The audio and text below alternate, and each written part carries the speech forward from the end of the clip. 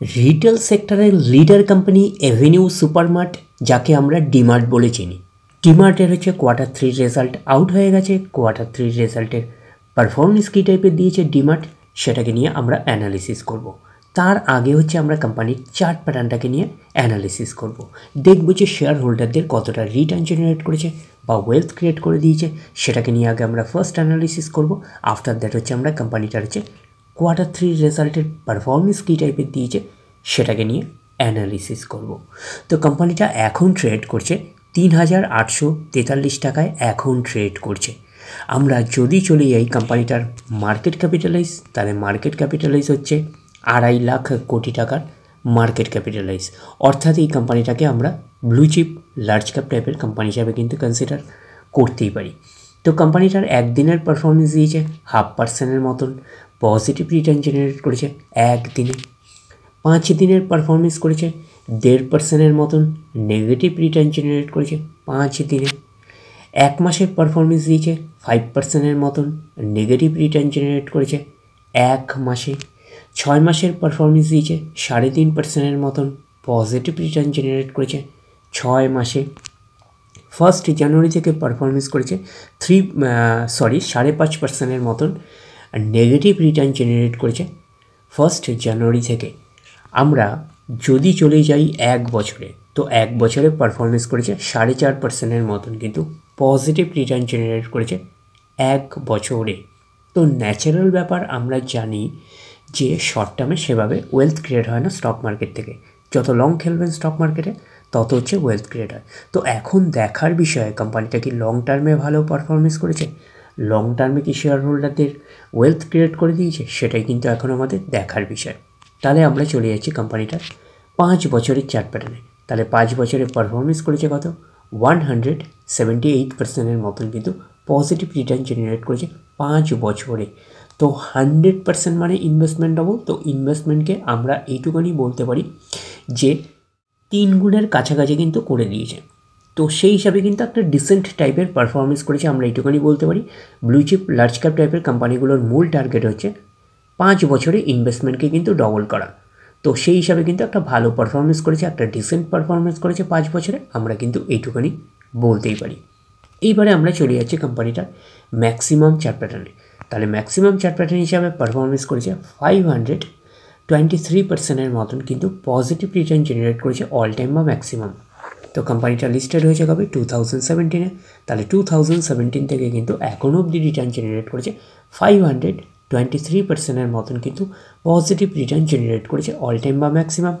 তার মানে 17-এর পরে 18, 19, 20, 21, 22, 23 অ্যান্ড 24 মার্চ মাস আসলে কমপ্লিট হচ্ছে কত বছর, 1, 2, 3, 4, 5, 6, 7 বছর কমপ্লিট হবে। তো ম্যাক্সিমাম চার্ট প্যাটার্নটা হচ্ছে 7 বছরের চার্ট প্যাটার্ন হিসাবে আমরা কনসিডার করতেই পারি। তো এই কোম্পানিটা হচ্ছে ফান্ডামেন্টাল একটা সাউন্ড কোম্পানি, আমরা এইটুকুনি বলতে পারি। এবং চার্ট প্যাটার্নটাকেও একটা ডিসেন্ট টাইপের চার্ট প্যাটার্ন হিসাবে কনসিডার করতে পারি 7 বছরের পারফরমেন্স হিসাবে। তো এখন দেখার বিষয়ে কোম্পানিটার হচ্ছে Q3 রেজাল্টের পারফরমেন্স কী টাইপের দিয়েছে। তাহলে আমরা চলে যাচ্ছি কোম্পানিটার Q3 রেজাল্টে। আমরা চলে আসলাম কোম্পানিটার হচ্ছে Q3 রেজাল্টে। আগে আমরা আমরা দেখে নেব যে সিকোয়েন্সগুলো ঠিকঠাকভাবে সাজানো রয়েছে নাকি, এটাকে আগে আমরা ফার্স্ট দেখে নেব। এটা হচ্ছে এই কোয়ার্টার মিনস হচ্ছে Q3, এটা হচ্ছে প্রিভিয়াস কোয়ার্টার, আর এটা হচ্ছে 1 বছর আগে। তাহলে সিকোয়েন্সগুলো ঠিকঠাকভাবে সাজানো রয়েছে, আমরা এইটুকুনি বলতে পারি। তো অ্যামাউন্টগুলো কিসে দিয়েছে, অ্যামাউন্টগুলো কিন্তু কালার্সে দিয়েছে অ্যামাউন্টগুলো। তো এইবারে আমরা চলে যাব কোম্পানিটার টোটাল ইনকামে। তো টোটাল ইনকামে যাওয়ার আগে আমরা কি করব, একটু লার্জ করে নিয়ে অ্যাডজাস্ট করে নেব, তাহলে আপনাদের কাছে ব্যাপারটা আরও ভিজিবল হবে। তো এইবারে আমরা চলে যাচ্ছি কোম্পানিটার হচ্ছে টোটাল ইনকামে। তাহলে আমরা কি পাচ্ছি, এই কোয়ার্টার মিনস হচ্ছে Q3-তে রয়েছে 13,605। প্রিভিয়াস কোয়ার্টারে ছিল 12,661 এবং 1 বছর আগে ছিল 11,600। তাহলে 1 বছর আগের 11,600টা এখন কত হয়ে গেছে, 13,605। তাহলে আমরা বলবো ইয়ার অন ইয়ার বেসিস কিন্তু জাম্প রয়েছে টোটাল ইনকামে। প্রিভিয়াস কোয়ার্টারে ছিল কত, 12,661, সেটা হয়ে গেল এই কোয়ার্টার মিস হচ্ছে Q3-তে হয়ে গেল 13,605। তাহলে আমরা বলবো কোয়ার্টার অন কোয়ার্টার বেসিসও কিন্তু জাম্প রয়েছে টোটাল ইনকামে। তো ন্যাচারাল ব্যাপার, আমরা জানি যে ইনকাম করতে গেলে কোম্পানিকে এক্সপেন্সেস করতেই হবে। তো এখন দেখার বিষয়ে কোম্পানিটা ইনকাম করতে গিয়ে কতটা এক্সপেন্সেস করেছে। তাহলে আমরা চলে আসলাম টোটাল এক্সপেন্সেসে।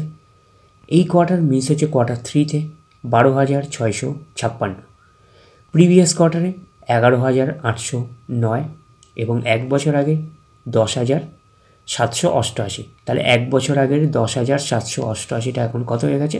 12,656। তাহলে আমরা বলবো ইয়ার অন ইয়ার বেসিস কিন্তু টোটাল এক্সপেন্সেসে জাম্প রয়েছে। প্রিভিয়াস কোয়ার্টারে ছিল কত? 11,809, সেটা হয়ে গেল এই কোয়ার্টার মিস হচ্ছে কোয়ার্টার 3-তে হয়ে গেল 12,656। তাহলে আমরা বলবো কোয়ার্টার অন কোয়ার্টার বেসিস কিন্তু জাম্প রয়েছে, আমরা এইটুকুনি বলতে পারি টোটাল এক্সপেন্সেসে। তো এইবারে আমরা বের করব কি? এইবারে আমরা বের করবো হচ্ছে অপারেটিং প্রফিট। কি করে বের করব? টোটাল ইনকাম থেকে টোটাল এক্সপেন্সেস বাদ দেবো, বাদ দিলে যেটা পড়ে থাকবে সেটা হচ্ছে অপারেটিং প্রফিট। টোটাল ইনকামও পেয়ে গেছি, টোটাল এক্সপেন্সেসও পেয়ে গেছি। টোটাল ইনকাম থেকে টোটাল এক্সপেন্সেস বাদ দিলে পড়ে থাকছে অপারেটিং প্রফিট, অর্থাৎ আপনারা বলতে পারেন প্রফিট বিফোর ট্যাক্স। তাহলে পাচ্ছি কত? এই কোয়ার্টার মিস হচ্ছে কোয়ার্টার 3-তে 948, প্রিভিয়াস কোয়ার্টারে ছিল কত? 851 এবং এক বছর আগে ছিল কত? 811। তাহলে এক বছর আগের 811টা এখন কত হয়ে গেছে? 948। তাহলে আমরা বলবো ইয়ার অন ইয়ার বেসিস কিন্তু জাম্প রয়েছে, আমরা কিন্তু এইটুখানি বলতে পারি অপারেটিং প্রফিটে। প্রিভিয়াস কোয়ার্টারে ছিল কত? 851, সেটা হয়ে গেল এই কোয়ার্টার মিস হচ্ছে কোয়ার্টার 3-তে হয়ে গেল কত? 948। তাহলে আমরা বলবো কোয়ার্টার অন কোয়ার্টার বেসিসও কিন্তু জাম্প রয়েছে অপারেটিং প্রফিটে। অপারেটিং প্রফিটটাই নিশ্চয়ই কোম্পানির মেন প্রফিট নয়। তারপরে কি করতে হবে? গভর্নমেন্টকে ট্যাক্স পে করতে হবে। গভর্নমেন্টকে ট্যাক্স পে করার পরে কোম্পানির কাছে যেটা পড়ে থাকবে সেটা কোম্পানির ফাইনাল প্রফিট বা নেট প্রফিট হিসাবে আমরা কনসিডার করতেই পারি। নেট প্রফিট আফটার ট্যাক্স, তাহলে এটাকেই আমরা নেট প্রফিট বলতে পারি, এটাকেই আমরা ফাইনাল প্রফিট বলতে পারি। তাহলে আমরা পাচ্ছি কি?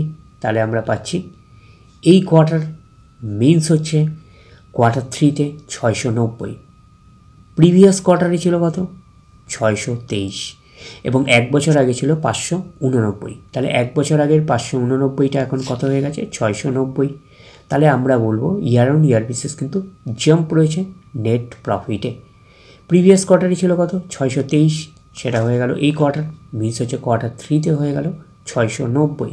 তাহলে আমরা বলবো কোয়ার্টার অন কোয়ার্টার বেসিসও কিন্তু জাম্প রয়েছে নেট প্রফিটে। এইবারে আমরা চলে যাব কি? এইবারে আমরা চলে যাব কোম্পানিটার হচ্ছে ইপিএসে অর্থাৎ আর্নিং পার শেয়ারে। তাহলে আমরা চলে আসলাম ইপিএসে অর্থাৎ আর্নিং পার শেয়ারে। এই কোয়ার্টার মিস হচ্ছে কোয়ার্টার 3-তে 10.62, প্রিভিয়াস কোয়ার্টারে ছিল 9.58 এবং এক বছর আগে ছিল কত? 9.10। তাহলে এক বছর আগের 9.10টা এখন কত হয়ে গেছে? 10.62। তাহলে আমরা বলবো ইয়ার অন ইয়ার বেসিস কিন্তু জাম্প রয়েছে ইপিএসে অর্থাৎ আর্নিং পার শেয়ারে। প্রিভিয়াস কোয়ার্টারে ছিল কত? 9.58, সেটা হয়ে গেল এই কোয়ার্টার মিনস হচ্ছে কোয়ার্টার 3-তে হয়ে গেল 10.62। তাহলে আমরা বলবো কোয়ার্টার অন কোয়ার্টার বেসিসও কিন্তু জাম্প রয়েছে ইপিএসে অর্থাৎ আর্নিং পার শেয়ারে। তো ন্যাচারাল ব্যাপার, আমরা জানি যে নেট প্রফিটের রিফ্লেকশনটা ইপিএসে পাই, তো নেট প্রফিটের রিফ্লেকশনটা আমরা ইপিএসে পেয়েছি। তো ওভারঅল কনক্লুশনের হিসাবে আমরা এইটুখানি বলতে পারি যে ডিমার্টের হচ্ছে কোয়ার্টার 3 রেজাল্ট আমরা এইটুখানি বলতে পারি একটা আউটস্ট্যান্ডিং টাইপের পারফরমেন্স করেছে, আমরা কিন্তু এইটুখানি বলতেই পারি। তাহলে ওভারঅল ভিউটা আপনাদের কাছে ক্লিয়ার। তাহলে এই অবধি, নেক্সট ভিডিওতে আবার আপনাদের সাথে আমার দেখা হচ্ছে। ধন্যবাদ।